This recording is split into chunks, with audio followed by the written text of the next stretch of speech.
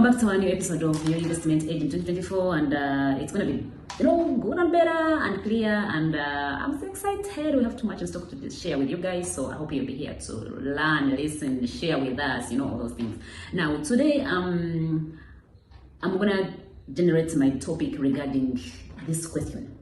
Now, this question came in after I had posted something on my Twitter, and I said, in quotes, please note that we are not brokers, neither we agents in the real estate, but rather we are real estate consultants. And then that's when I received this question, and someone's asking, so who is a real estate consultant? I thought you are the same, Now, there are 5 key players in the market, or that command the market of real estate, and just basically the key players in the market. And these are, number 1, the brokers, the agents, the real estate consultants, and then we have the developers, and then the 5th person is the investor.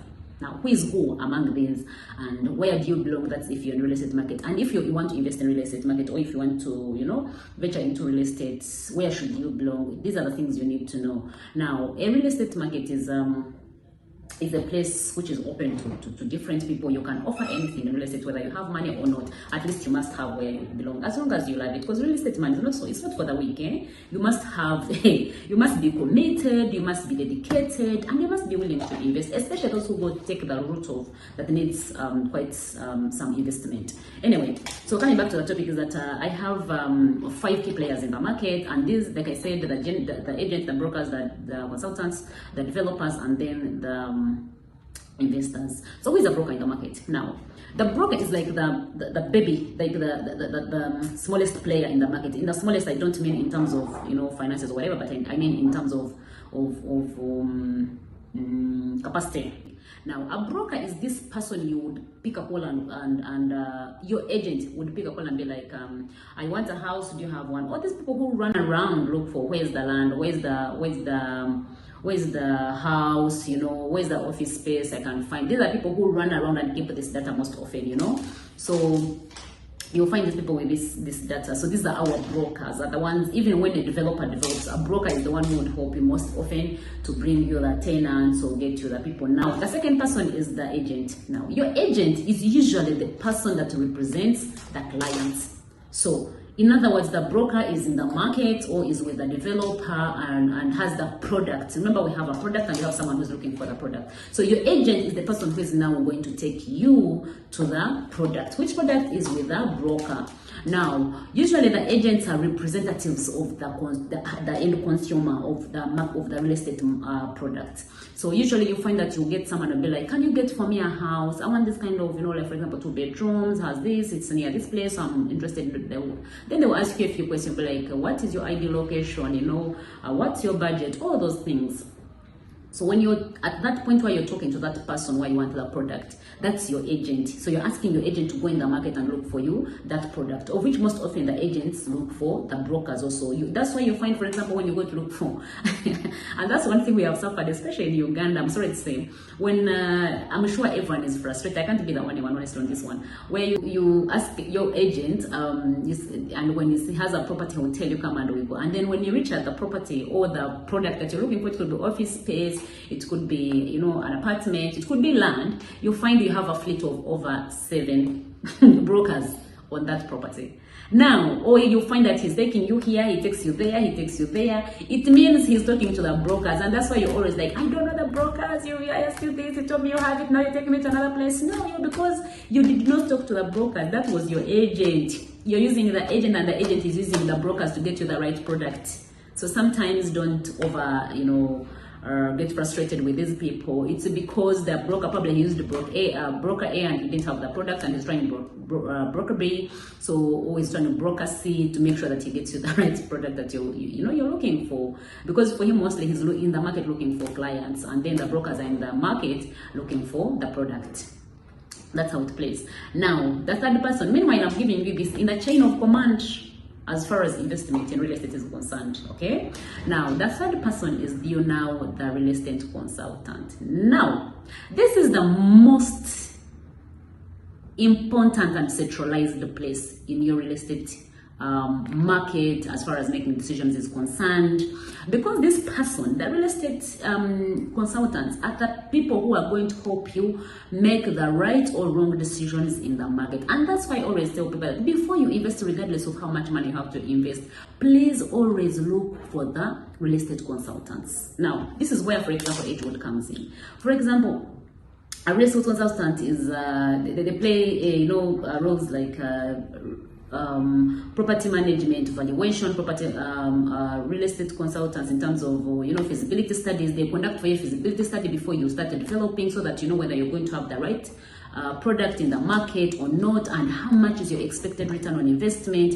A real estate consultant, a professional real estate consultant, should be able to project for you those values. So you should be aware before you invest. You must be knowing exactly, at least in the next 5 years, how much would be your return, how much will be your collections, how much will be your, when are you going to break even. When are you going to start making some profits on your investment? All those things. Even before you acquire a loan, by the way, your real estate consultant must be consulted, so that you know what percentage are you getting from the bank, and what percentage are you investing, and also how much should the bank be expecting from you. This information helps. So that's why we ask you, get a real estate consultant in the market, So he's a centralized person that gives information, even when you start constructing, but even before you start constructing or developing, you must talk to your real estate consultant, because this real estate consultant is supposed to work with you. Now the other consultants, for example, the professional consultants, the professional players like the architects, the engineers, your project manager, the real estate consultants should be in a position to manage these people. For example, when the architecture drawings are out, the paperwork, the impressions, the real estate, your consultant should be able to tell you that the layout, for example, let's say the layout of this floor should be able to earn you this or will not make you money. This property they have developed, is it suitable for a specific kind of location? No or yes. So it's very, very important for every developer to have or to contact a real estate consultant. And also, people have come up in the market and everyone calls themselves real estate consultant. Make sure your real estate consultant is well capacitated with the information. They give you the relevant information that you want to know, and also they guide you. If you're an investor, you must have a picture. You must be seeing a picture when you start talking to them. So this is very important. Now, the fourth person is the developer. Now, these two people, the developer and the investor, they usually confuse the people. People don't know who is who. And at what point do you refer someone as a developer? At what point do you refer someone as an investor? Now, a developer, in most cases, actually developers are not the owners of properties. In most cases, please note. Or sometimes you can be a developer at the same time you are an investor. You put in your money and you develop for yourself. You get the right key players, those are the engineers we're talking about, the architects, and they take on the job. You develop for yourself. But in most cases, that's why sometimes people be like, you find someone is developing, and then at the end of it, all people are speculating in the market that this is the owner of the property. Who is the owner of that property? And someone will be like, it's this so and so, but actually it's not the owner, it's not the real investor of the project. It's someone different. And most often, even actually big developers don't even want to be, revealed or exposed in the market. So you'll find that most developers are known as the owners of properties, but actually they are not.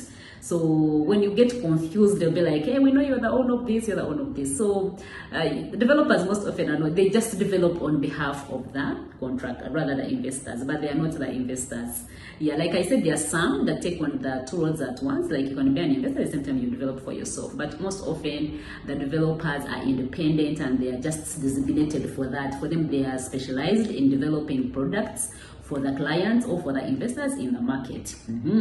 Now we go to the investor. So who is an investor? So an investor can be an organization, an investor can be an individual, an investor can be a group of people, and they call this, they solicit funds and they develop or they invest in a project in the real estate market. So the investor, most often they get the money. These are the money spenders. These are the real owners of the business, okay? And these are the commanders of the business. So they get money and then they take it to the developers to develop for them. But like I said, sometimes the developers can develop for them, rather the investors can develop for themselves as well if they have the capacity and they have the right. But if you're an investor, you don't want to go into that stress of managing sites and what you call site management or project management, to run around with the architects, and also sometimes actually the developer, this is not your area. So it's okay, by the way, for all these, like for example the investors, It is okay, and it's very important, and it's recommendable, by the way, that you get a professional developer or you get a professional consultant on your project, and for just spending the money. As long as you get accountability, as long as you get the right project or the right product that you have been advised by the consultant to put in the market. Okay, so those are the key 5 players in the market. They all play different roles. Sometimes they get collided, or people confuse them, but those are the 5 players in the market that we deal with or we associate with, and they play different roles. So thank you so much. See you next time. Happy to be back, and I look forward, to more engagement. Please let me know if there are any questions that you want to ask, questions like this, or more questions that we can address, as long as it's about investing, it's about real estate, it's about business. We are happy to answer, we are happy to engage, we are happy to associate. So thank you so much. Have a good evening.